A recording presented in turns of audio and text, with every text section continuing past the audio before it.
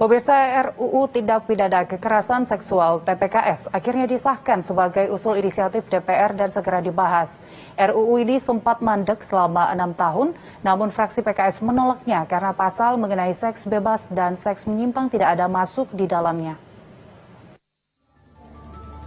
Rapat paripurna DPR RI Selasa siang mengesahkan RUU Tindak Pidana Kekerasan Seksual sebagai usulan DPR.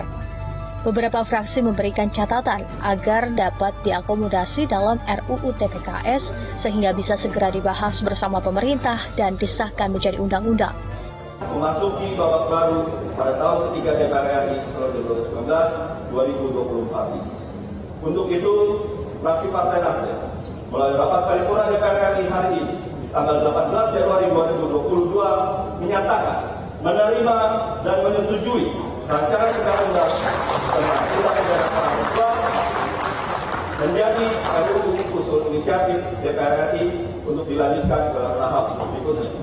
Fraksi Partai Nasdem juga menyatakan komitmen besar kami untuk terus mengawal pembahasan substansi RUU TPKS ini agar benar-benar memberikan kepastian hukum dan menjamin perlindungan bagi korban kekerasan seksual serta dapat diimplementasikan secara efektif.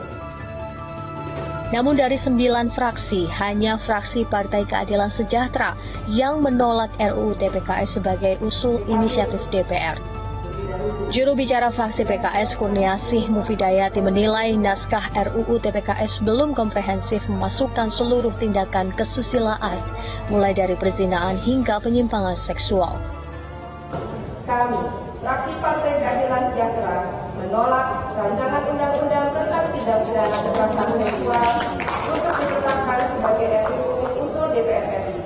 Bukan karena kami tidak setuju perlindungan terhadap korban kekerasan seksual, terutama kaum perempuan, melainkan karena RUU TPKS ini tidak memasukkan secara komprehensif seluruh tindak pidana kesusilaan yang meliputi kekerasan seksual, perzinaan, dan penyimpangan seksual yang menurut kami menjadi esensi penting bagi pencegahan dan perlindungan dari kekerasan seksual. Sekali lagi, bukan karena kami tidak setuju perlindungan terhadap korban kekerasan seksual, terutama kaum perempuan. Sementara itu, Komnas Perempuan meminta fraksi PKS yang menolak menandatangani RUU TPKS sebagai usulan DPR tetap memberikan masukan selama pembahasan demi menyempurnakan RUU ini. Pertama, kita cukup bersyukur ya karena akhirnya DPR RI mengesahkan bahwa RUU TPKS sebagai inisiasi DPR, walaupun ada fraksi yang menolaknya. Namun demikian, karena ini sudah menjadi inisiasi DPR, maka walaupun menolak, kami berharap agar ketika proses-proses persidangan tetap memberikan masukan-masukan begitu. RUU Tindak Pidana Kekerasan Seksual ini sangat ditunggu-tunggu lantaran makin maraknya kasus kejahatan seksual terhadap perempuan dan anak. Komnas Perlindungan Perempuan menyebutkan selama 2015 sampai 2020 tercatat 11.975 kasus dilaporkan oleh berbagai pengadaan layanan di hampir 34 provinsi. Data kekerasan seksual pada tahun 2021 lebih gawat lagi. Sebanyak 4.500 kasus kekerasan seksual diadukan ke Komnas Perempuan. Angka ini melonjak 2 kali lipat dari jumlah kasus yang dilaporkan ke Komnas Perempuan pada tahun 2020. Komnas Perempuan bahkan menyebut telah terjadi darurat kasus kejahatan seksual di tanah air. Selain karena jumlah terus bertambah, korban kejahatan seksual mengalami trauma sepanjang hidupnya. RUU TPKS ini sudah sangat dinanti-nanti korban kejahatan seksual dan juga para penegak hukum.